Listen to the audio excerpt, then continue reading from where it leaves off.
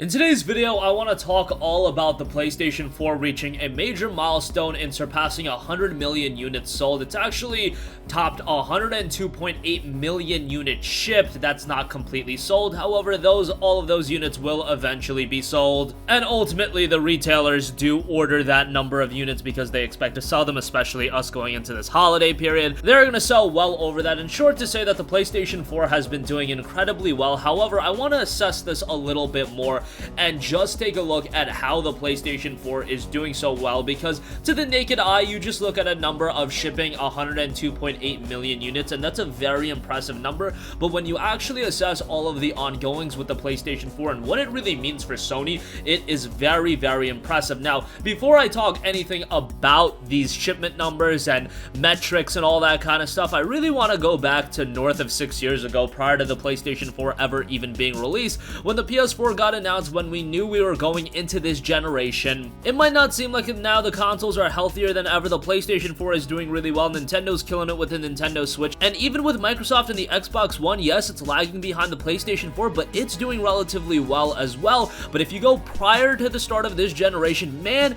it was all doom and gloom heading into this generation. People saying stuff like mobile games were going to take over. People saying that the PlayStation 4 was going to be the last PlayStation console ever released, that it wasn't going to do that well. And then it obviously became very evident that the PlayStation 4 was going to be here to stay. If you go back to 2013 when the console actually launched, it was selling out everywhere. Very hard to get the console during that holiday period of 2013, and just like every other console, it comes back in stock pretty regularly, and then it's pretty available to buy. But the real strong point about the PlayStation 4 is it's been incredibly consistent in selling its consoles. Again, reaching north of 100 million units shipped is amazing, and doing that in just about 5 to 6 years is quite incredible. Now, this was actually on pace, the PS4 that is, was on pace to outsell the PlayStation 2 when you actually look at it from time of release to now. The difference is the PlayStation 2 was around for an obscenely long amount of time. It was around for like 10 to 12 years. The PlayStation 4 ultimately is not going to be around for 10 to 12 years. I imagine that the sales are going to start dissipating by 2020, 2021 once the PlayStation 5 is released. And now more than ever, Sony is going to make it a lot more accessible to get into these consoles. They realize they messed up with the PlayStation 3. So ultimately, I do not believe the PlayStation 4 will surpass the PlayStation 2. That's going to be a hard number to reach, because the PlayStation 2 is like at 150 million or 160, something obscenely crazy like that. So even with the amazing success that the PlayStation 4 is having, it's not going to quite get to PlayStation 2 levels. However, PlayStation 2 was like this outlier of a console because a lot of people were buying a PlayStation 2 just for a DVD player. It was $100, and just to get it as a DVD player on top of being able to play sports games or whatever, it just became such an easy buy. Nobody is buying the PlayStation 4 solely as an entertainment box or to play Blu-ray movies. That's not necessarily the case with the PS4.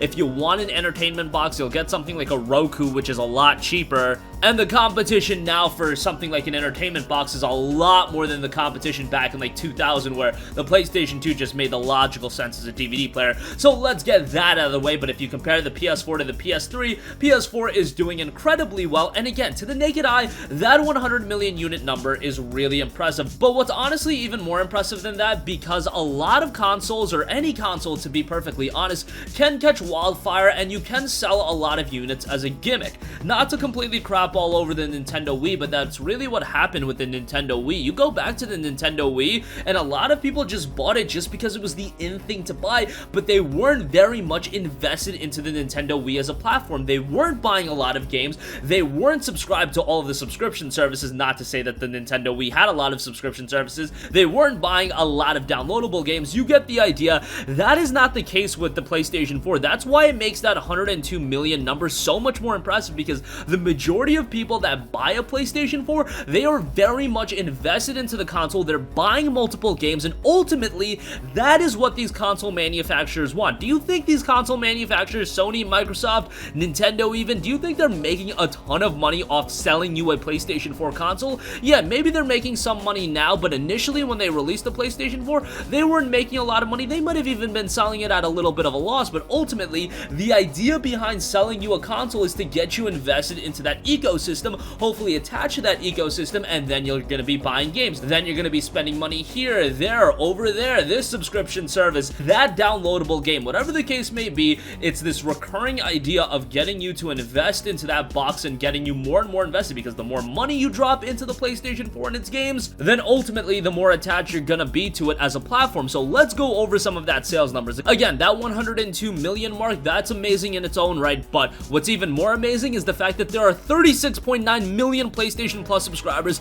as of September 30th, 2019, which is up 2.6 million from the 34.3 million subscribers during the same period the previous fiscal year, so that's around September of 2018. PlayStation 4 software itself sold 61.3 million units in the second quarter of fiscal year 2019. That is down a little bit from the 75.1 million software sold during the same period the previous fiscal year. You have to attribute that to facts like Marvel Spider-Man was released around September of 2018. You had releases like God of War. 2019, honestly, from a PlayStation 4 exclusive standpoint, hasn't been quite as strong, but still, selling 61.3 million units in games is a very impressive number, and 2018 is not that long ago. That's still within the PlayStation 4's peak lifetime, and selling 75.1 million software units is pretty impressive in that regard. So those are some pretty general numbers. How about we get a little bit more specific? Going off bat with PlayStation Plus, PlayStation Now is also doing incredibly well, not necessarily having 37 million subscribers,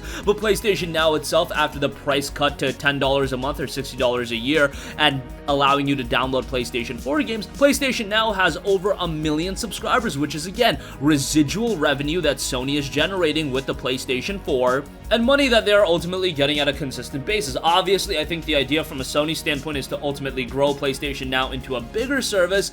It's not quite at the level of Xbox Game Pass, but at the same time, they're not offering the caliber of games that Game Pass offers. They want to get you to subscribe to PlayStation Now, but they also want to sell you games like Last of Us Part 2, Ghost of Tsushima, Death Stranding for $60 a pop. They're not necessarily ready to go ahead and put those $60 games into a subscription service like PlayStation Now that could be had for $10 a month. And you might ask why? Well, the reason why is because these games sell incredibly well at a $60 standalone price point. Let's go over some of these sales numbers for some of the biggest PlayStation 4 exclusives of the year. As of just a few months ago, God of War surpassed 10 million sales on the PlayStation 4, and at the time of God of War's release back in April of 2018, it was actually the best-selling PlayStation exclusive of all time, and it's surpassing 10 million sales in just about 16 months, 18 months actually at this point, 18 to 20 months. That is an absolutely astronomical feat. God of War has always been a massive franchise, but to sell 10 million units that quickly, that is amazing. And as well received as Uncharted was last generation, it's not like the Uncharted games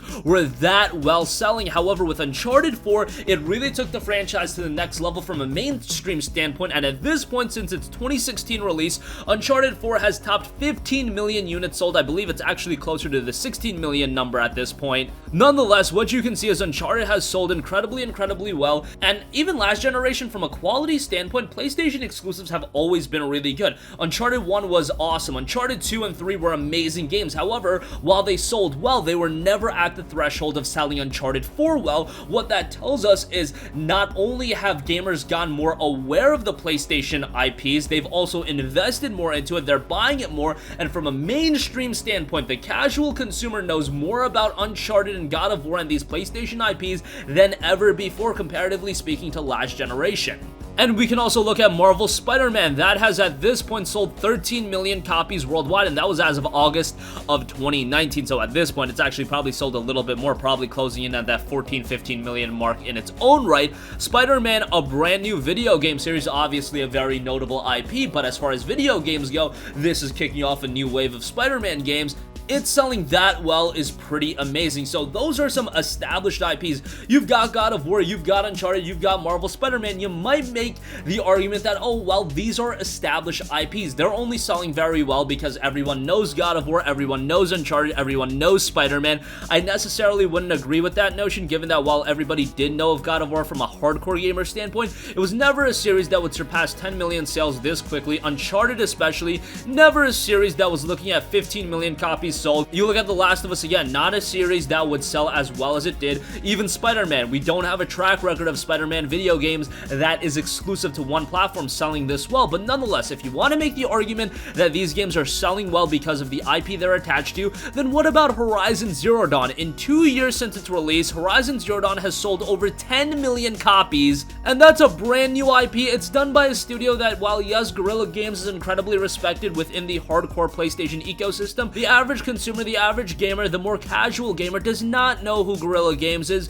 They might have played Killzone in the past, but they're not going to associate Killzone with Horizon Zero Dawn directly. Someone like me that's an absolute nerd with PlayStation, yeah, I can do that rather quickly, but Joe Schmo over there that just sees Horizon Zero Dawn's launch trailer and thinks it looks really cool and they buy the game, they're not going to necessarily be able to make that connection. And it's not like Killzone is this massive franchise. Yes, is it a known IP? Sure, but it's not like it has this cachet of being this top tier franchise that everyone and their mother knows. No, it's probably at the tier right below the God of Wars and the Uncharteds of the world, to be perfectly honest. And for a brand new IP like Horizon Zero Dawn to come out as a PlayStation 4 exclusive and selling over 10 million copies worldwide, that is an impressive feat. And again, Horizon is probably one of the better selling new IPs, but then you look at games like Days Gone. Days Gone was a game that from a quality standpoint wasn't even among the elite PlayStation 4 exclusives. It's probably tier 2 or tier 3, and that game sold really well. Detroit Become Human, which I know isn't an exclusive anymore, but nonetheless when it came out it was an exclusive,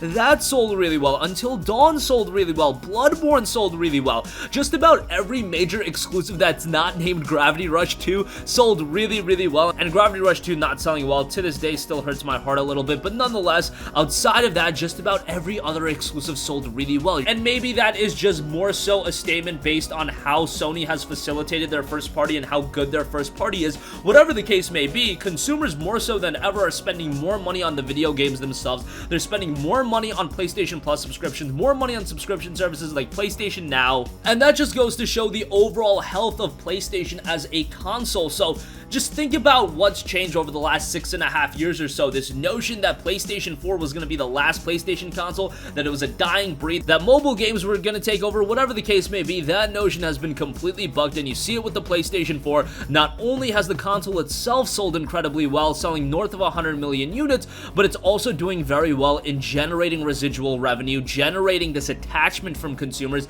that makes them always want to buy games. And I'll argue that that element of creating a successful console is even more important than actually selling units directly, because ultimately they are making money on the video games, they're making money on the subscription services, everything like that. So wanted to make an in-depth video on it, just showcasing just how well the PlayStation 4 is doing. Definitely want to hear from you guys. That's gonna conclude this video. Sound off with all of your thoughts in the comments section down below. Thank you for watching, and goodbye. Hey guys, we hope you enjoyed the video, and if you did, make sure to hit the subscribe button, and if you're already subscribed, do us a favor and hit the bell icon. This way you'll be notified whenever we post a new video. That's the best way to keep up with all of our uploads, and we usually try to upload 2 videos a day. And with the bell icon hit, you'll be notified whenever we do upload a video. As always, thanks for watching.